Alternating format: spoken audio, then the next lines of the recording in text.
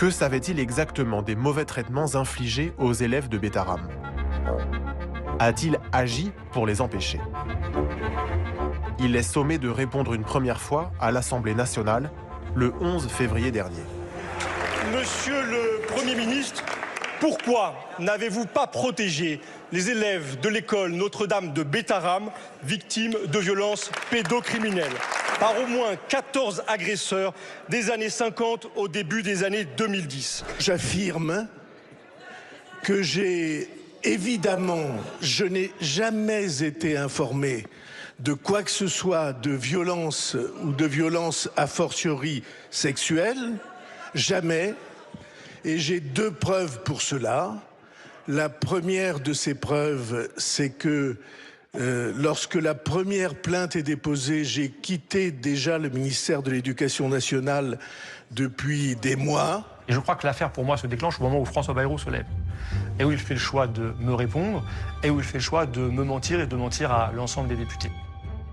Le député LFI Paul Vannier est rapporteur de la commission d'enquête sur le contrôle par l'État et la prévention des violences en milieu scolaire, lancée dans le sillage de l'affaire Bétharram.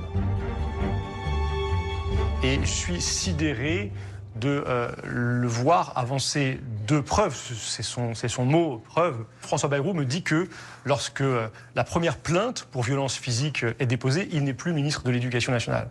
Cette plainte, elle est déposée en 1996. On est en plein dans la période durant laquelle François Bayrou est rue de Grenelle. Il suffit de lire une chronologie pour le constater. Et puis il avance une seconde preuve, dit-il, qui est très étonnante. Lui-même amène le sujet sur une question privée. Et il nous parle des choix de sa famille, François Bayrou. Et il prétend, il semble vouloir dire aux députés que cette histoire est une affaire de famille. Est-ce que vous croyez que nous aurions scolarisé nos enfants dans des établissements dont il aurait été soupçonné ou affirmé qu'il se passe des choses de cet ordre? Il avait des moyens d'agir et de faire cesser les violences. Il ne l'a pas fait. Il a choisi de mentir pour dissimuler cette inaction. Et là, c'est là que tout s'ouvre en même temps que les victimes prennent la parole, en même temps qu'elles sont de plus en plus nombreuses à le faire et que l'on constate que Bétharram est peut-être la plus grave affaire pédocriminelle qu'ait connue notre pays. Le Premier ministre a-t-il vraiment menti face aux députés? Pouvait-il, comme il l'affirme, ignorer l'existence de violences à Bétharram alors qu'une plainte est déposée par un élève dès 1996, quand il était ministre de l'Éducation nationale?